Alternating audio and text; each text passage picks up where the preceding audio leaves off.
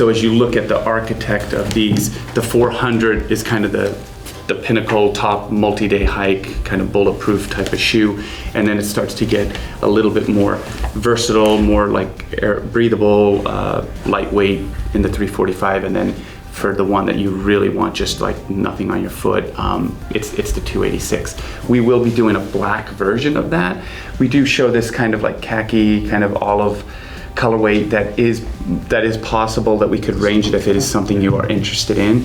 But right now we're looking for autumn 20 to just come out with the black and then expand upon that colorway. But yeah, that's what it is. So it's again Gore-Tex 8mm rug pattern as well. And graphene. Now that's it's crazy. Seems like it'd be super breathable. Yeah. No, that's really good. In the OCR community with the obstacle course racing, like the Spartans and stuff like that, we've been sponsoring the championships the last 2 years, and it actually the World Championships, and they've taken place in England. Actually, they're coming to Vermont next year. But 8 of the top 10 finishers were wearing that particular shoe in a different colorway. It was an orange colorway, but yeah, it's incredibly like flexible and great grip. So yeah.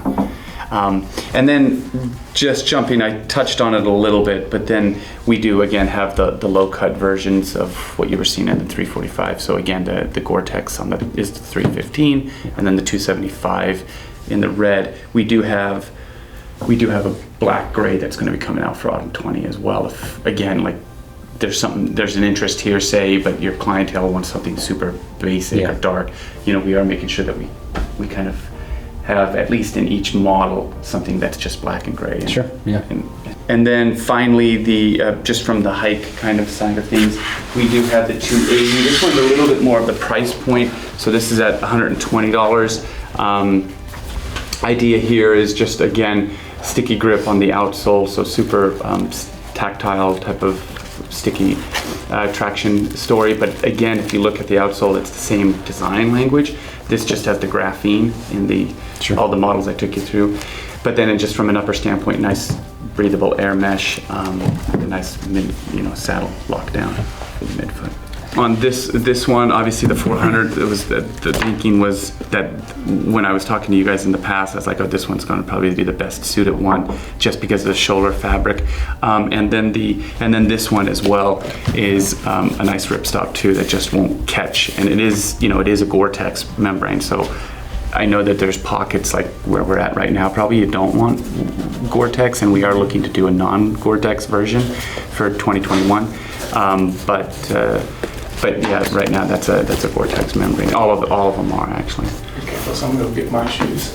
Okay. And show you how they actually wear really good. So that's Brady, the one I. Oh, is he the? Yes. Okay. Yes. Right, yeah. So we want to educate our people. Yeah. There we go. Oh man. So these are 2 years of hunting use. Jeez. 2 years of it. 2 years, and they're still holding up, which I think is phenomenal. Yeah. Like, that's why I'm blown That away. is unbelievable. Yeah. And it was the bottom tread in the desert. Here is one of your competitors. That's not even 1 year. Yeah. And the thing that's fascinating about that is that shoe. Well, thank you very much. This is why I run Innovate. Yeah, and the thing that's amazing about that too is that's our sticky grip, which was our top tier standard outsole rubber. This now with graphene, that one didn't have graphene, so graphene's even.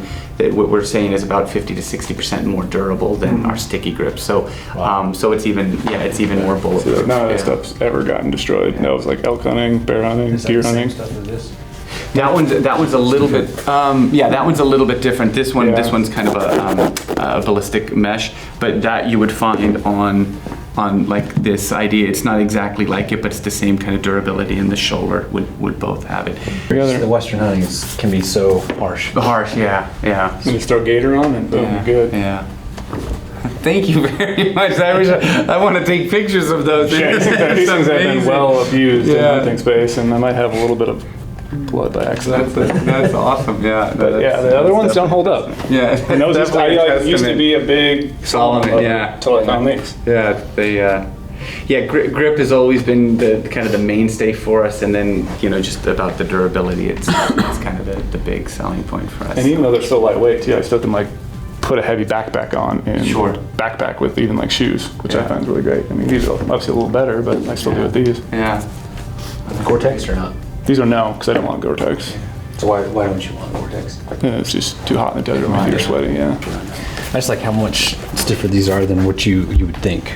Yeah. I mean, you kind of think it's going to be more like this, but it's Yeah. Yeah. This is stiff. The color's not an issue as far as just, I mean, obviously a lot of these guys like the bright colors, but this is the 255, so this is our widest fitting, what we call soft and muddy shoe. And then the other soft and muddy shoes we have are a little bit more narrow, like this 210. So this would be in the same family of soft and muddy. When you look at the outsole, it's super aggressive. Yeah. This one's a little bit more form fitted, so not quite as wide as the 255, but looking at your 300, that would be kind Very of more similar in to line that, with that. Yeah, for sure. The graphene, you call Yeah. it? That's just new and like sturdier, stickier. Yeah, so basically graphene, it was actually discovered in about 300 years ago in the Lake District of England, which is where actually our brand is based right now and where it was founded. And basically it's graphene is the atom, the molecular level of when you were in school writing with the number 2 pencil, graphite pencil. It's what makes up graphite, right? But the properties itself are typically 200 times stronger than steel. It's stretchable, and so what you're starting to see out there in the market is it's finding its home as a wonder material in like the tennis industry, the bike industry. We will be the only shoe right now with graphene in the athletic footwear industry, and we have a license on it for like another 20 years. But the nice benefit about that is because of its high durability and also stretchiness, it kind of creates the best of both worlds. So generally, if you had really soft rubber that was super sticky on slippery surfaces, the downside with that would be wearing out super quick because it's so soft. Yeah. If you had really hard wearing rubber, it wasn't super soft, and so it wasn't as effective on slippery surfaces. So this kind of gives you the best of both worlds. It also, because of its strength, allows you to have less base rubber, which obviously can help you have a lighter shoe. So generally, like when I say base rubber, like this base area outside of the lugs, if you've noticed here, we can get really thin on it because of its higher level of strength and durability. So it can get less rubber and then obviously less weight of the shoe. So it's kind of this. So since even the line's like barely worn on the bottom, this new will be even better.